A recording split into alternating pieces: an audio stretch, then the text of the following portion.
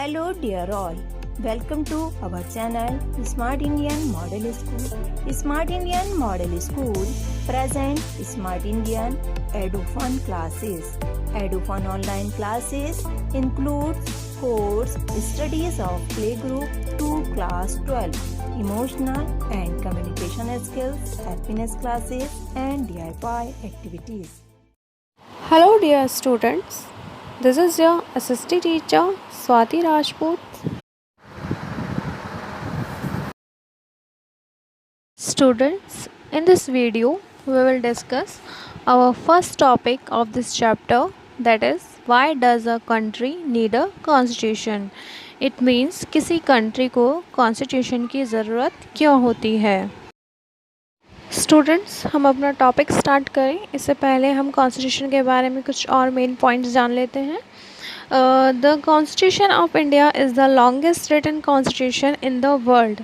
It means student, world में जितने भी कॉन्स्टिट्यूशन हैं उन सभी कॉन्स्टिट्यूशन में इंडिया का जो कॉन्स्टिट्यूशन है वो सबसे लॉन्गेस्ट रिटन कॉन्स्टिट्यूशन है. It is a set of rules by which the government rules our country. Constitution में होता है क्या है, सेट ऑफ रूल्स, यानी कि जितने भी रूल्स हैं वो लिखे होते हैं जिन रूल्स के अकॉर्डिंग जो गवर्नमेंट है वो हमारी कंट्री पर शासन करती है. It is the supreme law of the land. ये लैंड का सुप्रीम लॉ है. It came into effect on 26 January 1950. Our constitution is based on the principles of democracy, socialism and secularism. It means student, जो हमारा constitution था वो कब effect में आया था, 26 जनवरी 1950 को लागू हुआ था. और जो हमारा कॉन्स्टिट्यूशन है वो किस प्रिंसिपल पर बेस्ड है, किन सिद्धांतों पर बेस्ड है, वो है आपके डेमोक्रेसी, सोशलिज्म और secularism.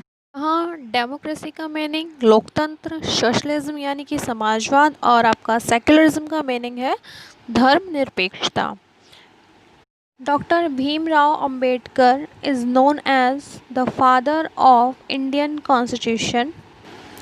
It means doctor Bhimrao Ambedkar को इंडियन कॉन्स्टिट्यूशन के फादर के नाम से भी जाना जाता है. तो स्टूडेंट्स, ये था हमारे कॉन्स्टिट्यूशन का छोटा सा introduction. Now we will start our topic, why does a country need a constitution, यानी कि किसी कंट्री को कॉन्स्टिट्यूशन की ज़रूरत क्यों होती है. Look at the first paragraph students. Today, most countries in the world have a constitution. While all democratic countries are likely to have a constitution, it is not necessary that all countries that have a constitution are democratic. The constitution serves several purposes. It means student, आज world के ज़्यादातर countries के पास अपना constitution है और generally हम सोच सकते हैं कि सभी डेमोक्रेटिक कंट्रीज़ के पास उनका कॉन्स्टिट्यूशन ज़रूर होगा. बट इसका ये मीनिंग नहीं है कि जिन कंट्रीज़ के पास अपने कॉन्स्टिट्यूशन होते हैं वे सभी कंट्रीज़ डेमोक्रेटिक ही होंगी, ऐसा नहीं है. स्टूडेंट्स, यहाँ पर ऐसा इसलिए कहा गया है क्योंकि कई बार हम देखते हैं कि कुछ कंट्रियाँ अपने आप को डेमोक्रेटिक बताती हैं बट एक्चुअल में डेमोक्रेसी वहाँ पर नहीं होती है. फॉर एग्ज़ाम्पल, चाइना भी अपने आप को डेमोक्रेटिक कंट्री कहता है बट वी ऑल नो कि वहाँ पर हमेशा एक ही पार्टी जीती है और उसी की गवर्नमेंट बनती है.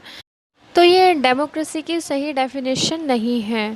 डेमोक्रेसी का मीनिंग सिंपल है कि जहाँ लोग अपनी मर्ज़ी से लोगों को चुने और उनकी गवर्नमेंट बने. Okay. Constitution serves several purposes. First, it lays out certain ideals that form the basic of the kind of country that we as citizens aspire to live in. Or put another way, a constitution tells us what the fundamental nature of our society is.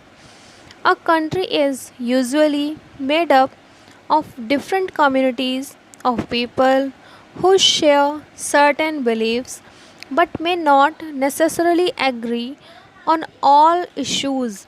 It means students, constitution बहुत से purposes के लिए बनाए जाते हैं, जिसमें कि पहला पर्पस है किसी भी कॉन्स्टिट्यूशन को बनाने का, ये डॉक्यूमेंट उन आइडियाज़ को फॉर्म करता है या उन आइडियाज़ को एक जगह लिखता है या इकट्ठा करता है, जिनके बेसिस पर उस कंट्री के सिटीजन्स अपनी इच्छा और अपने सपनों के अनुसार रह सकते हैं. इट मीन्स कॉन्स्टिट्यूशन ये बताता है कि जो हमारी सोसाइटी है उसका फंडामेंटल नेचर कैसा होगा. स्टूडेंट्स, जैसा कि हम जानते हैं कि किसी भी कंट्री में डिफरेंट कम्युनिटीज़ के लोग रहते हैं और वो लोग अपनी बातों को एक दूसरे से शेयर करते हैं, अपने विचारों को एक दूसरे से शेयर करते हैं और कई बातों पर वो एक दूसरे से एग्री होते हैं, पर बहुत सी बातें ऐसे भी होती हैं कि वो एक दूसरे से डिसएग्री होते हैं. A constitution helps serve as a set of rules and principles that all persons in a democracy in a country can agree upon as the basis of the way in which they want the country to be governed.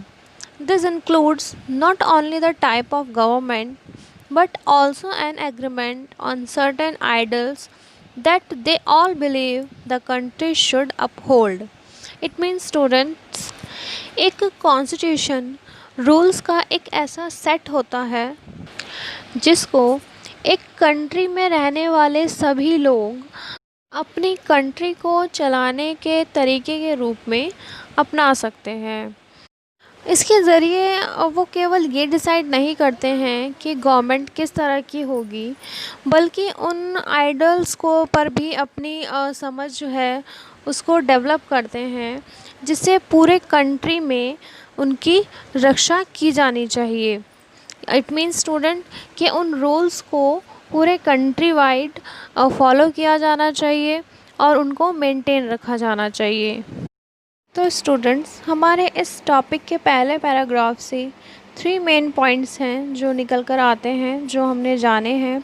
तो first point यह है कि a constitution lays out certain ideals that form the basis of the kind of country that we as citizen aspire to live.